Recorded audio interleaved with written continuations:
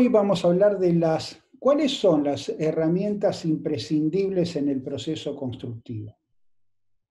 ¿Cuáles son los documentos que nosotros inevitablemente, imprescindiblemente nos tranquilizan, nos serenan, nos morigera responsabilidades profesionales que, de acuerdo a la vigencia del nuevo Código Civil en agosto del 2015, pasan a ser relevantes?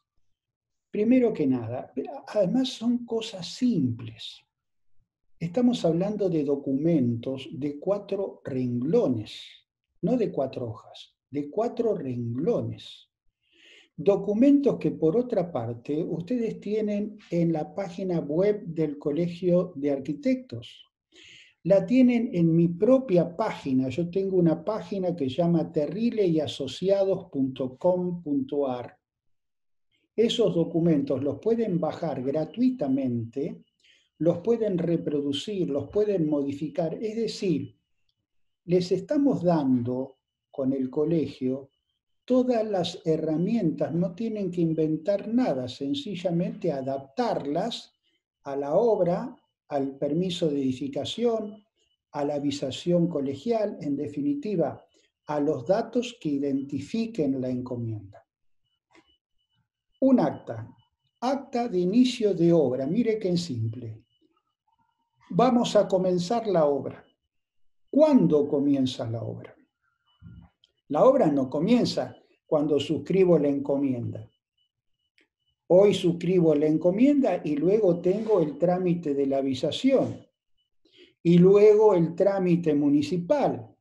Y en la actual etapa sabemos todos, como consecuencia del aislamiento social, preventivo y obligatorio, lo que tarda, lo que se dilata un permiso de edificación. Y si tenemos la ansiedad del comitente que quiere empezar ahora, ya, que no puede esperar los plazos, que no son injustificados, que no son irrazonables muchas veces. Esas decisiones, esas ansiedades del comitente muchas veces están expuestas sencillamente porque en este país tan impredecible, donde la inflación es tremenda, donde nada es igual en materia de precios, no de un mes a otro, de una quincena a otro, él quiere hacer acopio de materiales, quiere comenzar la obra, quiere ver los cimientos, quiere empezar a sentir la sensación que está construyendo y evidentemente nos presiona para que comencemos a operar. Y eso muchas veces, en cierta forma, no morigeramos, no paramos, no frenamos esa ansiedad, no explicamos convenientemente, a lo mejor porque nos sensibiliza esa situación y otro porque también nosotros queremos empezar de una vez por todas con la obra. Lo cierto es que lo primero que ustedes tienen que hacer es un acta de inicio de obra. El acta de inicio de obra es un documento de 4 renglones donde van a decir el comitente fulano de tal y el profesional a cargo mengano de tal, en virtud del permiso de edificación número tal tramitado ante la municipalidad, imaginemos, de Rosario, en el día de la fecha, 1 de septiembre del 2020, dan origen, dan comienzo a la ejecución de la obra que ha sido identificada oportunamente en el correspondiente permiso de edificación. Ese inicio de obra es importante por aquello que decíamos hace unas semanas atrás, los plazos de vigencia de la ejecución. Si ustedes no ponen dentro de los 24 meses ni dentro de los 18 meses, como acostumbran la mayoría de ustedes a hacer, 6 meses. ¿Por qué? No lo sé. No me pregunten eso porque ignoro por qué ponen plazo de ejecución 6 meses. 500, 600 metros cuadrados cubiertos en 6 meses. ¿Cómo lo hacen? No sé, pero en la encomienda figura 6 meses. Lo cierto es que los 6 meses no se cuentan a partir de la encomienda, que es la que justamente establece los 6 meses.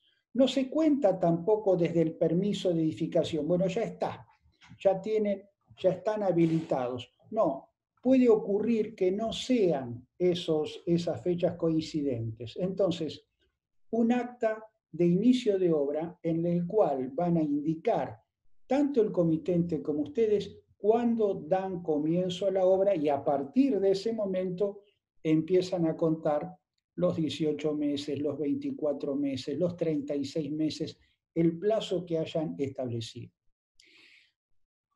Plazo que, repito, insisto, no necesita ser determinado.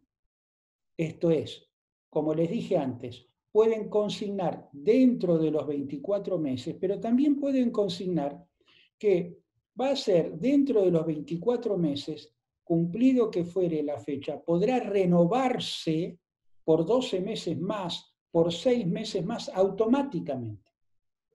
O podrá establecerse que, vencido ese plazo, las partes deberán conformar nuevos plazos. ¿Por qué es importante esto?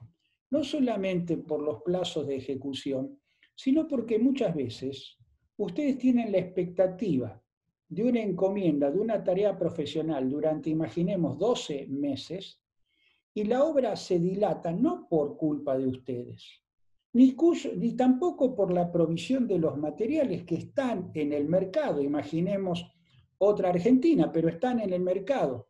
Son las diferentes situaciones económicas que puede padecer el comitente y que por culpa y responsabilidad del comitente unilateralmente va decidiendo, va postergando, va demorando o la compra de materiales o la contratación de un oficio, etcétera, y ustedes no consignan en actas ninguna de esas circunstancias que hacen o a la suspensión o a la paralización de la obra, como vamos a ver en estas mismas jornadas un poco más adelante. Insisto, acta de inicio de obra. Consiguientemente, es muy importante el acta de recepción de obra. Cuando entregaron la obra, es muy importante cómo y de qué manera entregan la obra. Hay que establecer si va a ser una recepción provisoria o si va a ser una recepción definitiva. ¿Qué es lo que yo aconsejo? Hagan un acta de recepción de obra provisoria. Cumplido, imaginemos como ejemplo, el hecho de una obra que la han ejecutado en 12 meses. Antes de los 12 meses, llevamos ya 10 meses, hemos trabajado bien, a conciencia. Los oficios se han comportado diligentemente. El carpintero, increíblemente, ha cumplido con los plazos establecidos y nosotros estamos en condiciones de entregar la obra. Ahora, entregar la obra es un evento muy importante y sobre todo es muy importante en el nuevo Código Civil.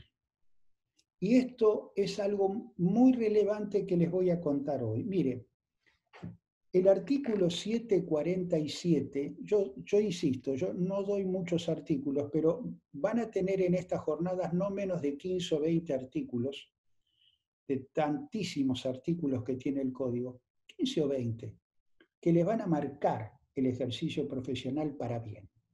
Uno, anótenlo con luces de neón, eso es una cosa fantástica, es el 747, no se van a poder olvidar.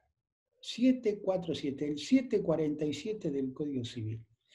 Cuando nosotros entregamos la obra al comitente y el comitente firma diciendo, recibo en el día de la fecha la obra ejecutada conforme al permiso de edificación número tal, y no dice a satisfacción, dice sencillamente eso.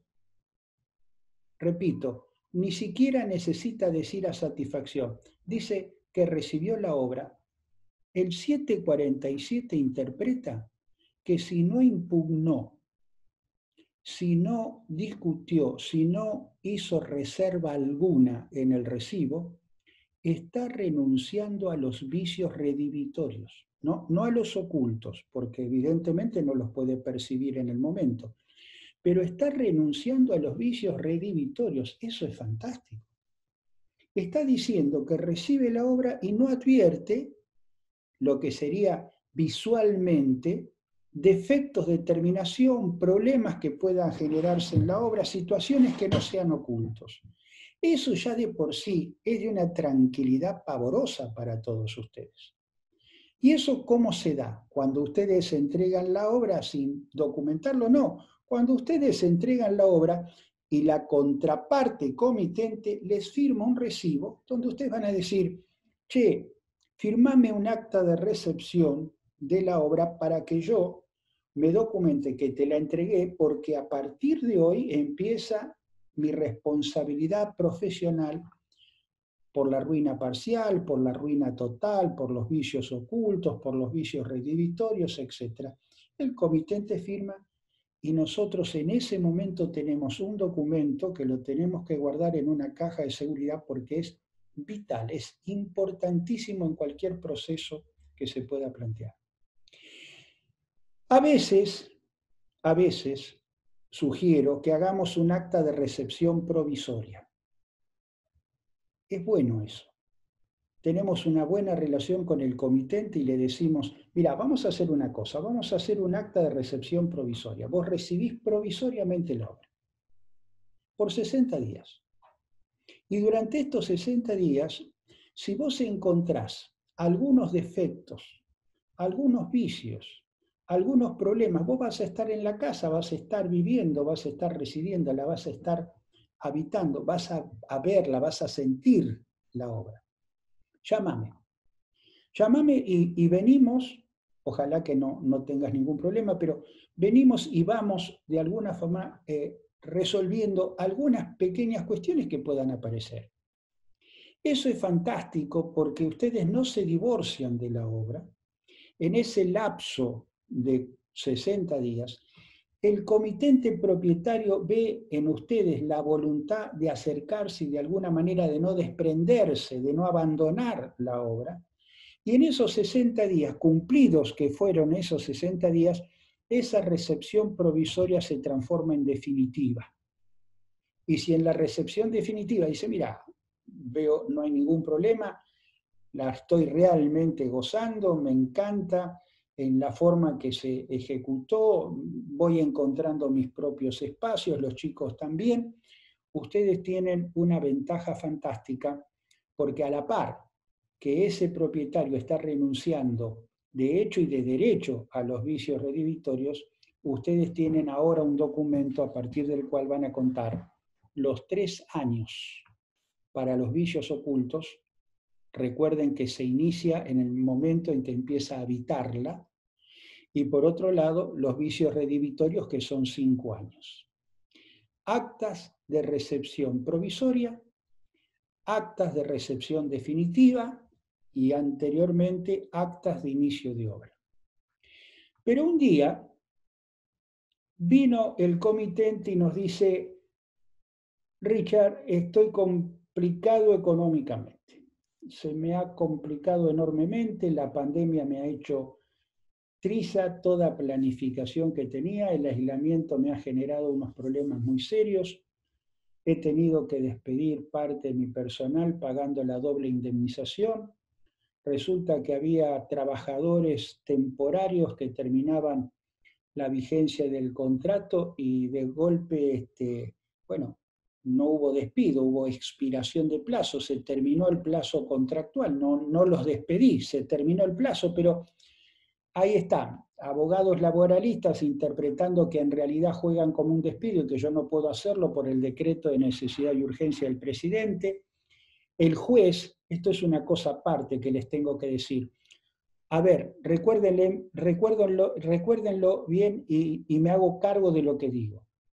Muchos abogados, colegas míos, y muchos jueces no entienden, no conocen, no saben sobre el fondo de desempleo. no han leído, parece mentira, no han leído la ley 22250. No saben aquello de la libreta de trabajo, del 12%, del 8%, y de la especulación que a veces hace el trabajador, el albañil, cuando abandona la obra o deja una obra para después volverse a contratar para aquello de que no se dé el 8%, sino que se dé el 12%. Bueno, hay una situación que a mí sinceramente me molesta muchísimo, que es encontrarme con jueces donde evidentemente el despido laboral que se puede dar a una fábrica lo asocian y lo asimilan en la construcción, y la construcción no es igual. Hay un convenio colectivo y hay una ley, la 22250, que hace expresamente referencia al fondo de desempleo. Pero no quiero tomar esa diagonal y empezar a hablar del fondo de desempleo, sencillamente señalarles de que a veces la situación económica del comitente implica sensibilizarnos frente a esa situación. No hay recursos, no se pueden comprar materiales, hay que pagar la quincena, no se puede. Acta de suspensión de obra. Hagamos un acta de suspensión de obras. 8 renglones. El comitente, por cuestiones personales, hoy, 1 de septiembre del 2020, ha decidido suspender la obra en ejecución asumiendo las condiciones de depositario de la obra. Esto es muy importante, porque si él asume la condición de depositario de la obra, el representante técnico que somos nosotros no tenemos esa responsabilidad del cuidado de los materiales. Pero ¿qué otra cosa no tenemos, aparte de no ser custodio de hurtos o robos de los materiales? No tenemos la responsabilidad, como digo siempre, frente a un chico, a un juego de niños. Qué cosa más hermosa, qué cosa más atractiva para unos chicos, 8, 10, 12 años, jugar a las escondidas en una obra de construcción, y uno de ellos sube por las escaleras sin pasamanos, se cae y se mata. La responsabilidad o corresponsabilidad del dueño de la casa y el representante técnico se impone. Entonces, ¿cómo evitamos esa situación? ¿Cumpliendo el reglamento de edificación y cerrando? Sí, por supuesto, pero delegando en el acta de suspensión de obra porque fue consecuencia del propietario el hecho de quedarse como depositario de la obra. Él será el responsable de cuidar los materiales, él será el responsable de custodiar que la obra esté cerrada, y él, hipotéticamente, será responsable de contratar a un sereno. Ya no son gastos, no son costos a nuestro cargo. Lo que ocurre es que estas actas de suspensión de obra no se firman, no se suscriben, no está en la cultura de la construcción, a pesar de que las páginas del Colegio de Arquitectos, a pesar que mis propias páginas permanentemente ponemos el acento en un acta de 8 renglones donde todo lo que ustedes van a señalar es que por decisión del comitente se hace la suspensión de la obra. Indefinidamente, sí, se darán aviso en todo caso. Por un tiempo determinado, sí, también se puede poner por 4 meses, por 3 meses, por 5 meses. Se puede establecer una fecha provisoria a partir de la cual las partes conversarán a los efectos de ver si comienzan con la obra o si van a renovar la suspensión de obra. El acta de suspensión de obra. Otro factor importante que ustedes tienen que pensar en la posibilidad de suscribirlo. El acta de paralización de obra, muchas veces los arquitectos y arquitectas lo confunden con la suspensión. No. La suspensión no es paralización. La paralización es evidentemente, o de alguna manera, genera como interpretación que se paraliza la obra. se deja de ejecutar la obra. Y esto tiene que ver con una cuestión que yo quiero también señalar porque han sido numerosas consultas las que se han hecho los últimos 4 meses a esta parte sobre este tema. ¿Qué ocurre si en un momento determinado el arquitecto se va de la obra? O se va de la obra por decisión propia, se cansó del comitente, se cansó de la mora, del impago del comitente, o se cansó del carácter del comitente, o de alguna manera se cansó, por la razón que sea, y se va de la obra. Hay un avance, imaginemos, de un 60%. ¿Qué es lo que tiene que hacer?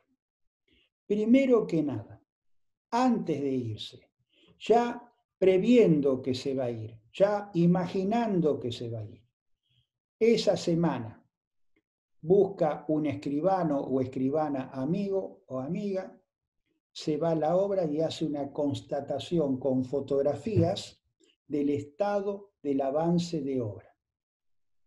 ¿Puso o no puso las puertas, las ventanas, en definitiva las aberturas? ¿Terminó de ejecutar el contrapiso o no lo terminó? ¿Incorporó la grifería o no la incorporó? ¿Trabajaron algunos oficios o no trabajaron?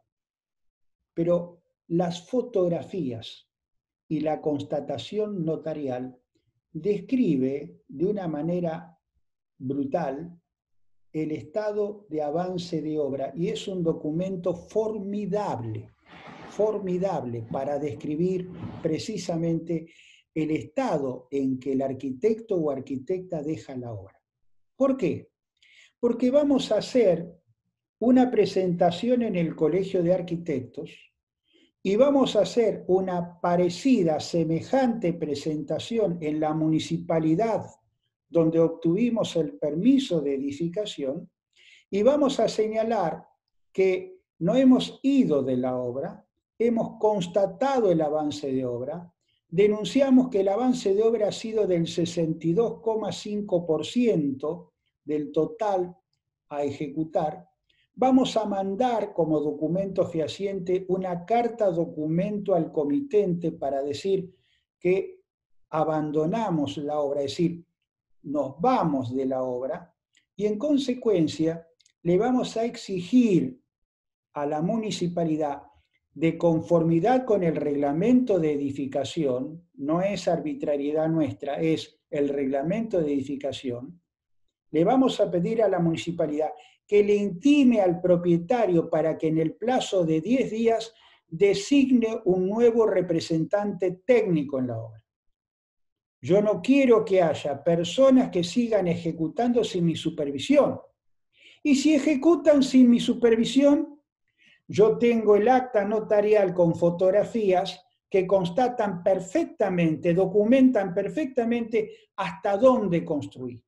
Que mañana no me hagan responsable por problemas en el techo cuando yo en realidad, cuando me fui, no había ejecutado los techos.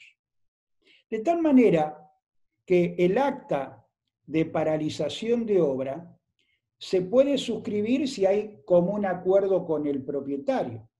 Y si no hay común acuerdo con el propietario, eso se llama rescisión. Recuerden una cosa, cuando la decisión es unilateral se llama resolución. Yo resolví la encomienda. Y cuando hay acuerdo propietario-arquitecto, estamos hablando de rescisión. La paralización es cuando suscribimos una paralización de obra de acuerdo con el comitente, pero si no hay ese acuerdo porque no fuimos, en consecuencia está este proceso o este procedimiento que yo le estoy señalando. Puede ocurrir que la decisión sea del comitente.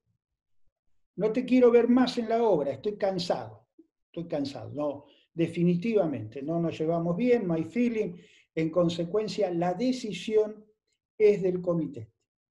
Y en consecuencia es él el que le dice en un momento determinado, mira, no tiene sentido que mantengamos esta situación de donde los dos no estamos de acuerdo. Yo no estoy conforme con algunas cosas que estás generando en la obra, pensé que el proyecto se iba a configurar de otra manera, vos tampoco estás contento de la manera en que yo me manejo contigo, no te quiero más en la obra. Y la decisión es una resolución unilateral del comitente. A veces la documenta, las menos, mandando una carta documento. La mayoría de las veces definitivamente lo echa y le impide que ingrese a la obra. A veces utiliza mentiras como vamos a dejar un tiempo, no hacen actas de suspensión de obra y nosotros nos encontramos un día, un fin de semana pasando con la camioneta frente a la obra que está trabajando el Negro Rodríguez y el Corto González en la obra, que eran albañiles nuestros y que están haciendo una changa sin mi supervisión. Entonces, para esos casos, fíjense ustedes, hay un artículo que es el 1261, que dice que cuando la resolución es del comitente, ustedes tienen derecho a percibir la totalidad de los honorarios por la ejecución de la obra, todos los gastos que le haya generado la obra y un plus, una indemnización por la expectativa que les había creado la obra. ¿Existe el 1261 para el arquitecto que se va por voluntad propia, conforme al ejemplo que dábamos antes? No. Es una sanción al propietario. Preserva al profesional, por fin una, preserva al profesional y genera una sanción al que presiente que es el más fuerte en la relación contractual, el dueño de la cosa, el que tiene en consecuencia los recursos, que a veces introspectivamente, arbitrariamente, toma esa decisión y nos deja a nosotros en medio de un 62% del avance de obra, donde habíamos rechazado otras alternativas porque queríamos concentrarnos en esto, consciente que el comitente era una persona difícil y ahora nos paga con esta actitud de echarnos. Bueno, ojo, porque si se da esa situación, repito, ustedes tienen el emblema, así como les hablé del 747, ahí está otro, el 1261 del Código Civil. El acta notarial y las fotografías, acostúmbrense, es un elemento vital. El escribano es el único funcionario que da fe pública.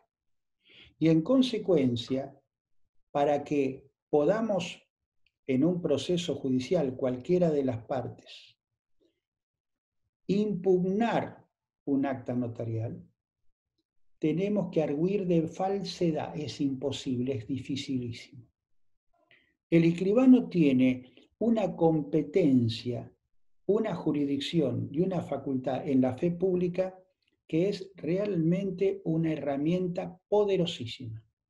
No hay manera, salvo arguirla de falsedad, lo que implica realmente un proceso penal contra el escribano si el escribano fue un mentiroso.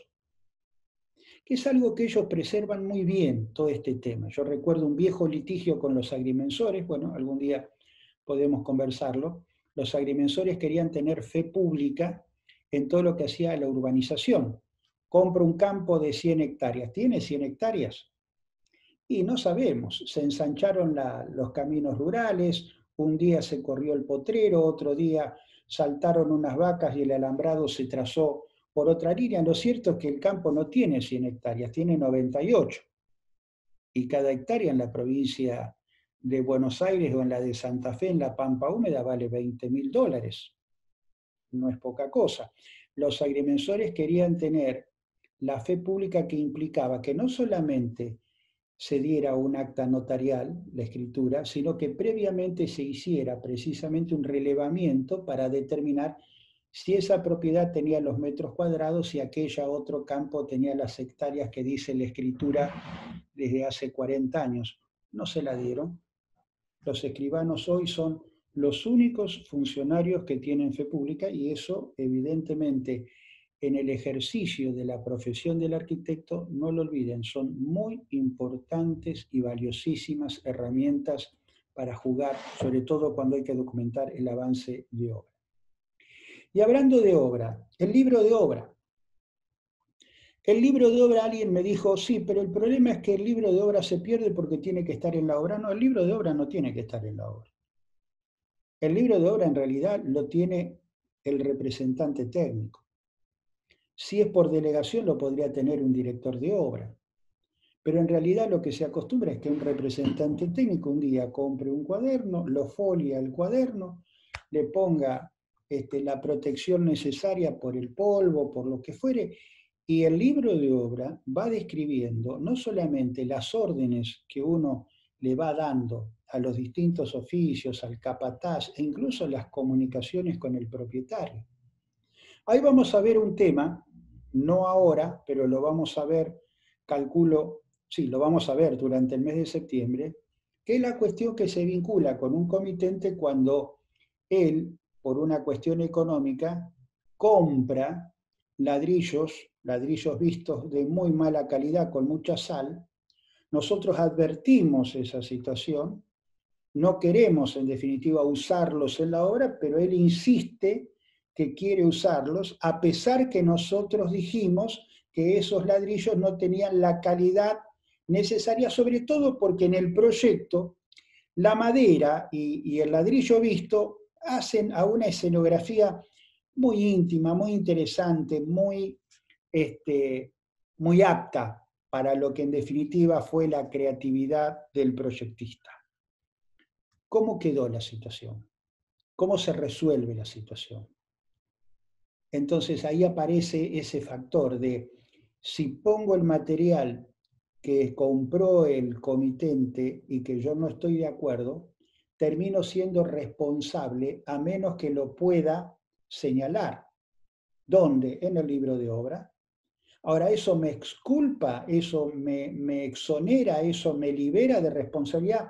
Bueno, en realidad te libera de responsabilidad frente a tu comitente, lo que no te va a liberar frente a un tercero. Es decir, si el comitente la compró no para sí, sino para invertir, evidentemente el que compró no lo vincula el acuerdo que vos hayas hecho con tu comitente. Pero eso es un tema que vamos a hablar cuando conversemos en este mes de septiembre de la responsabilidad del representante técnico. El libro de obra es un factor importante, es un documento importante que hoy en los procesos judiciales tiene relevancia. Otro elemento importante que empezó a tener relevancia dentro de las encomiendas es consignar en las encomiendas profesionales la mediación y el arbitraje como solución o resolución de conflictos. La justicia es extremadamente lenta. Una demanda laboral iniciada por un albanil contra ustedes, una relación de incumplimiento contractual con un comitente, un juicio de mala praxis contra un arquitecto o una arquitecta, un reclamo de honorarios profesionales de arquitectas y arquitectos contra el comitente, tiene que pensar en no menos de 3 años. Y hay procesos en las encomiendas que son muy rápidos. La mediación es uno de ellos. El mediador es un funcionario, si ustedes quieren, que convoca a las dos partes, plantea a una cuál es su situación, plantea a la otra cuál es su respuesta, se hace una idea y trata de acercar, es un amigable componedor. Ahora, ¿cuál es la diferencia del mediador con el árbitro? El mediador acerca a las partes, es un amigable componedor. Si las partes no se acercan, si él no convence a las partes de procurar un acuerdo, la mediación fracasó. Él no decide, él no resuelve. Él, en definitiva, es, insisto, un amigable componedor. En cambio, el árbitro es una persona que las partes designan al estilo de un juez privado. Una de las partes le plantea al árbitro todos sus cuestionamientos y su interpretación del conflicto interpretativo. La otra parte responde argumentando en contradicción con ese planteo, y el árbitro, que se hace en definitiva consciente de la situación conflictiva, puede nombrar un perito que colabore con él, va a la obra y hace un relevamiento de la obra para configurar en la práctica y en los hechos la situación que teóricamente conoció, y lo que hace es dicta un laudo. El laudo arbitral es como una sentencia. Ahora, las partes, si en la encomienda dicen que frente a cualquier conflicto interpretativo van a someter al hecho controvertido a un árbitro y van a designar el árbitro, también se pueden obligar a que la decisión del árbitro la van a cumplir y se comprometen a no apelarla. Renuncian a toda apelación frente a la decisión del árbitro. Es un árbitro que decide en función de su entidad, de su relevancia, de sus conocimientos. Es decir, es un factor interesante. ¿Por qué? Porque en las obras, a diferencia de nuestro ejercicio profesional, nosotros estamos en el proceso con la contraparte. A lo mejor tenemos 2 o 3 contrapartes, pero en definitiva somos 2 o 3 los abogados y hay un juez que va interpretando cada uno de los argumentos que nosotros invocamos para resolver. Ustedes tienen una enorme, enorme, enorme cantidad de protagonistas y de sujetos dentro de la obra.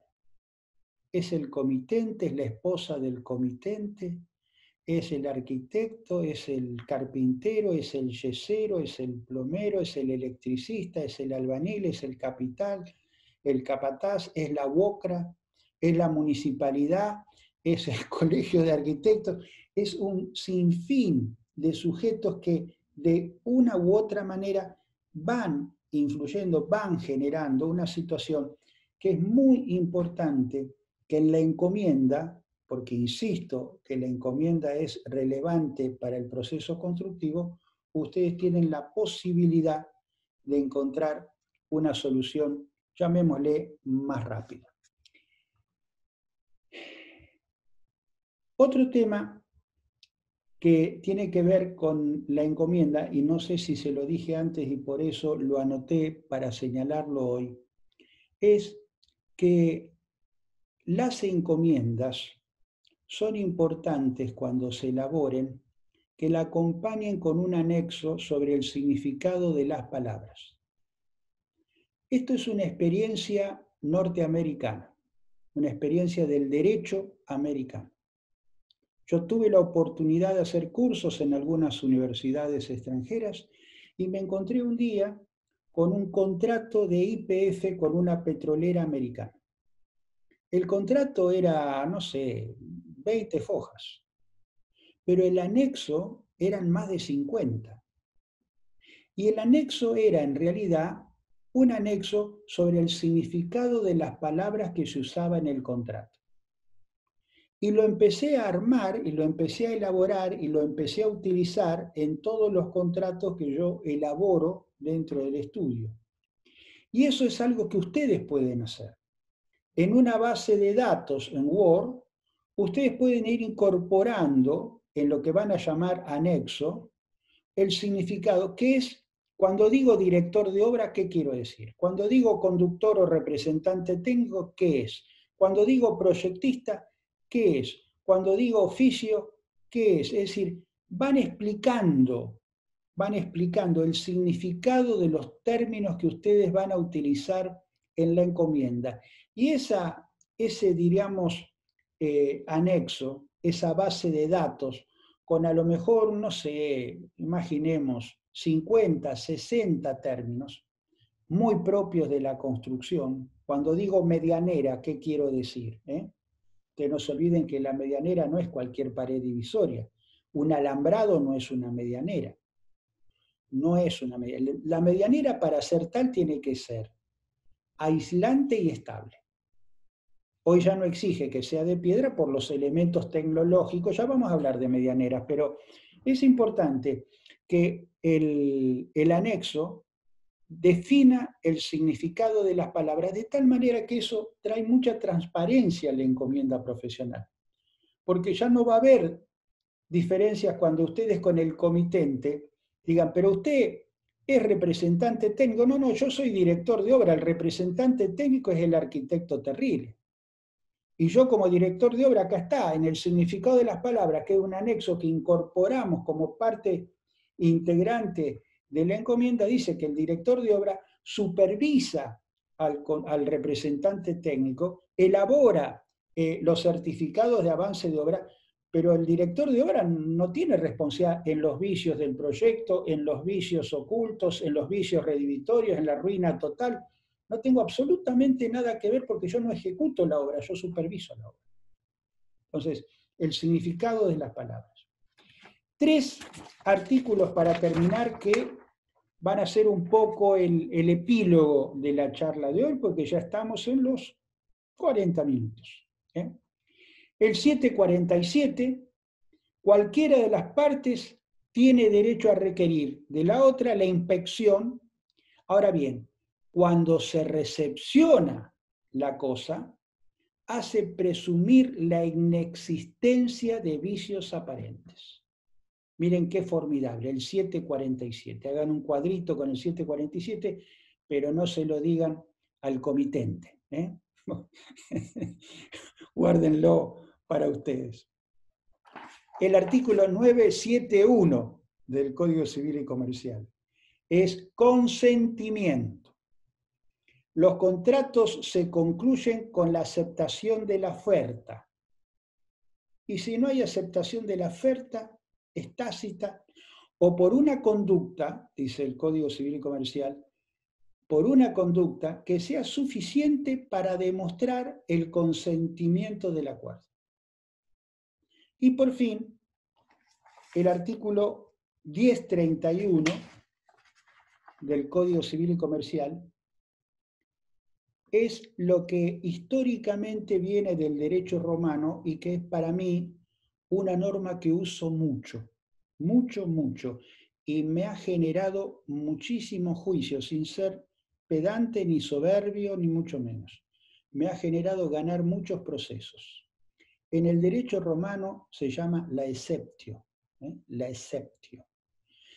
La exceptio es, y está en el 1031 del Código Civil y Comercial, dice que cuando las partes deben cumplir simultáneamente obligaciones, el comitente pagarme los honorarios, yo hacer el proyecto o ejecutar la propiedad.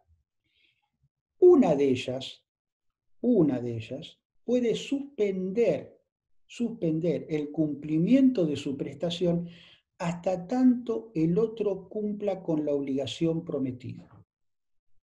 Esto es muy interesante y si ustedes quieren lo podemos hablar más adelante porque habilita la retención de la obra.